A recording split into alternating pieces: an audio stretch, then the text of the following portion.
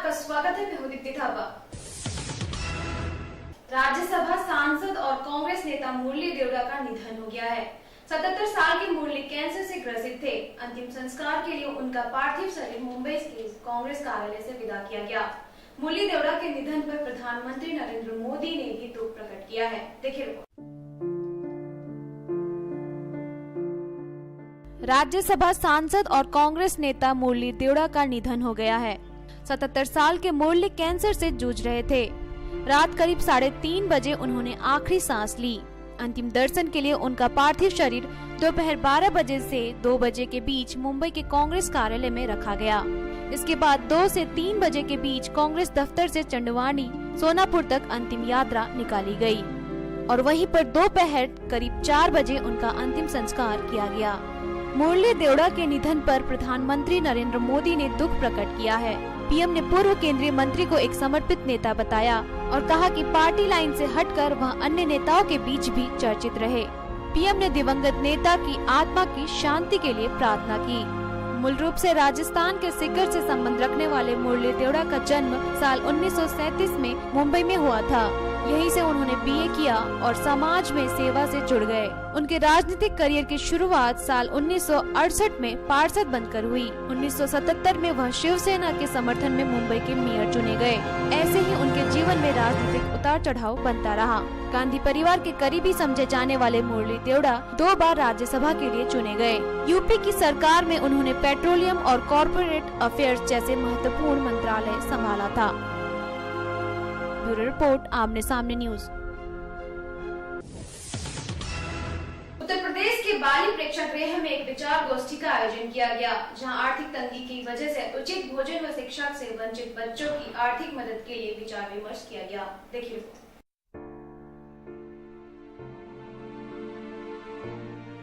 लखनऊ स्थित बाली प्रेक्षागृह के जयशंकर प्रसाद सभागार में धर्म भारतीय मिशन लखनऊ द्वारा आयोजित विचार संगोष्ठी का आयोजन हुआ, जिसमें वक्ताओं ने उक्त विचार सारांश के रूप में व्यक्त किया, जिसमें भूख मुक्त विद्या युक्त भारत होना चाहिए, इस पर चर्चा की गई। हमसे बात करने पर धर्म भारतीय मिशन के सचिव डॉक्टर S.K. सिंह ने हमें बताया कि मैं डॉक्टर सत्येंद्र कुमार सिंह, हम लोगों ने ये विद्या युक्त भूख मुक्त लखनऊ अभियान का शुभारंभ किया। इसका मुख्य उद्देश्य ये है कि जानते हैं कि शिक्षा और भूख जब तक देश से खत्म नहीं होगा, यानी शिक्षा का आगमन नहीं होगा और भूख का खात्मा नहीं होगा, तब तक देश समृद्ध नहीं होगा। आज देखिए हिंदुस्तान में 70 साल की स्वतंत्रता के बाद भी आप देख रहे हैं गरीबी कितनी है, अशिक्षा कितनी है और बेईमानी कितनी है। इन तीनों से इस देश को मुक्ति दिलाने के लिए हम अपने भारत के नागरिकों को उत्तरदायी नागरिक बने। लखनऊ से प्रदीप शुक्ला की रिपोर्ट।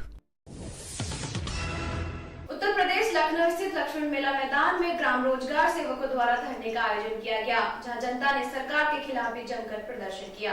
देखिए। ग्राम रोजगार सेवक संघ जिंदाबाद जिंदाबाद, हमारी मांगे पूरी हो, चाहे जो पूरी हो। उत्तर प्रदेश लखनऊ स्थित लक्ष्मण मेला मैदान में ग्राम रोजगार सेवकों द्वारा धरने का आयोजन किया गया। हमसे बात करने पर ग्राम रोजगार सेवक समिति के प्रांतीय सदस्य अमित किशोर ने हमें बताया कि बीते 3 महीनों से लगातार नियमितीकरण के कारण ये प्रदर्शन किया जा रहा है। मैं अमित किशोर यादव, प्रांतीय सदस्य उत्तर प्रदेश ग्राम रोजगार सेवक संघर्ष समिति। हमारा धरना चल रहा है अपने 15 से 20 महीने के मानदेय हम लोगों का लंबित है। नियमितीकरण मेन है।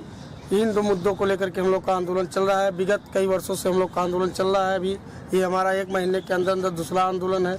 कई बार प्रदेश सरकार द्वारा झूठे आश्वासन दे इन लोगों ने धरना समाप्त कर दिया, लेकिन प्रदेश सरकार द्वारा कोई कार्रवाई नहीं की गई। पिछली बार भी हमसे मुख्यमंत्री के सचिव श्री राकेश कुमार जी से वार्ता हुई। उन्होंने झूठा जो है आश्वासन दिया। जिस प्रकार नेताजी ने झूठे वादे किए थे हमसे विगत 2012 के चुनाव में कि हमारी सरकार बनेगी तो हम रोजगार सेवकों को नियमित करेंगे। चुनाव से पहले प्रदेश की सरकार ने वादा किया था कि यदि प्रदेश में सपा की सरकार आती है तो ग्राम रोजगार सेवकों को नियमितीकरण दिया जाएगा, और सरकार बन जाने के बाद भी सरकार इन लोगों की तरफ ध्यान नहीं दे रही। लेकिन सरकार बने 2.5 साल हो गए, लेकिन अभी तक हम लोगों के लिए न नियमितीकरण का प्रस्ताव बनाया गया, न ही हमारा बकाया संपूर्ण मानदेय आज तक का भुगतान कराया गया और न नियमितीकरण की फाइल को आगे बढ़ाया गया। इसलिए ग्राम सेवकों द्वारा अनिश्चितकालीन धरने का ऐलान किया गया। हम लोग जो है काली पट्टी बांध करके गांधी प्रतिमा के सामने हम लोग सरकार का विरोध करेंगे। ब्यूरो रिपोर्ट, आमने सामने न्यूज, लखनऊ।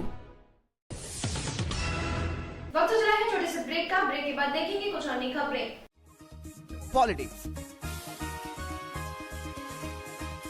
Crime, sports. अगर इन खबरों पे है आपकी बारीक नजर, आपकी आवाज भी कर सकती है असर। बढ़ाएं अपनी आवाज का दायरा, बने आमने सामने न्यूज का हिस्सा। ब्रेक के बाद एक बार फिर आपका स्वागत है। लखनऊ महानगर पुलिस द्वारा साइबर सेल अपराध से जुड़े लोगों को पकड़ लिया गया। आरोपी ने धोखाधड़ी करके चोरी से 47,000 रुपए एटीएम से निकाला और लाखों की ऑनलाइन शॉपिंग कर डाली। देखिए पूरा मामला।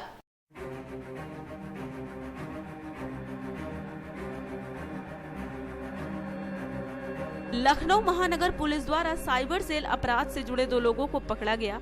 एसपी टीजीआई महानगर दिनेश ने हमें बताया कि साइबर क्राइम सेल लखनऊ द्वारा 2 अभियुक्तों को गिरफ्तार किया गया है और इन्होंने एक अजय नामक व्यक्ति हैं जिनके अकाउंट से इन्होंने 1.5 लाख रुपए के आसपास का पैसा इन्होंने मार दिया है।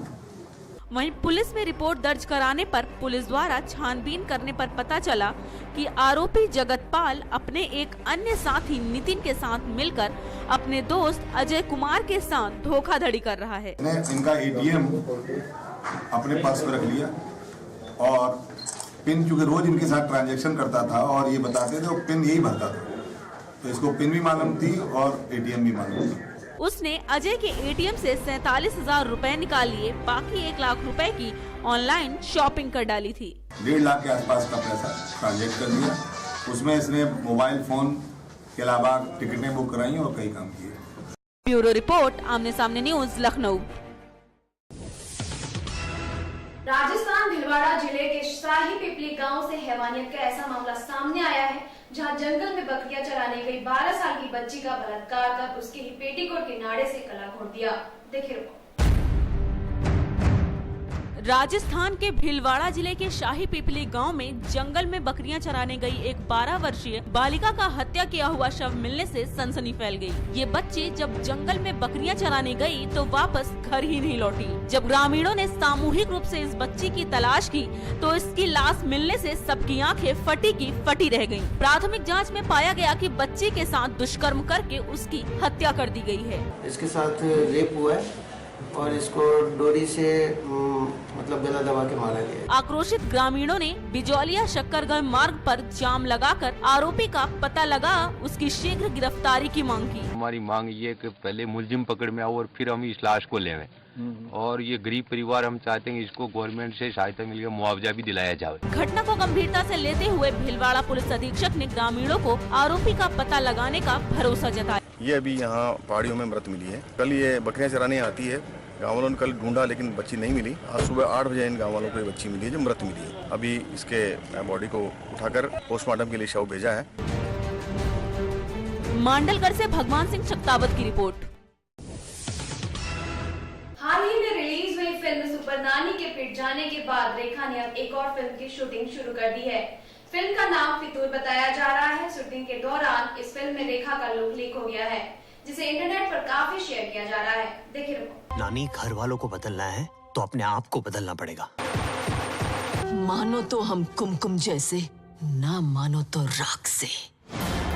अब तक थे हम शून्य जैसे, अब बनेंगे लाख के। फिल्म सुपर नानी के पिट जाने के बाद रेखा ने फिल्म फितूर की शूटिंग शुरू की है। हाल ही में उन्होंने श्रीनगर के निशात बाग में इसकी शूटिंग शुरू की। इसी दौरान फिल्म में रेखा का लुक भी लीक हो गया। इस तस्वीर में रेखा लाल जोड़े में नजर आ रही हैं। इंटरनेट पर इस तस्वीर को शेयर किया जा रहा है। रेखा ने फिल्म के लिए बरगंडी रंग का विग पहना हुआ है। फिल्म फितूर लेखक चार्ल्स डिकेंस की द ग्रेट एक्सपेक्टेशंस पर आधारित है ये फिल्म एक चित्रकार नूर की प्रेम कहानी है जो फिदरौस से प्यार करता है। रेखा फिल्म में एक अमीर बेगम का किरदार निभा रही हैं। उनका रोल खिताब के किरदार मिसेस हविशम की तरह बुना गया है। इस फिल्म को काइपोची फेम अभिषेक कपूर डायरेक्ट कर रहे हैं। सिद्धार्थ रॉय कपूर फिल्म के प्रोड्यूसर हैं। अब देखना ये है कि रेखा इस फिल्म से अपने दर्शकों को कितना लुभा पाती हैं।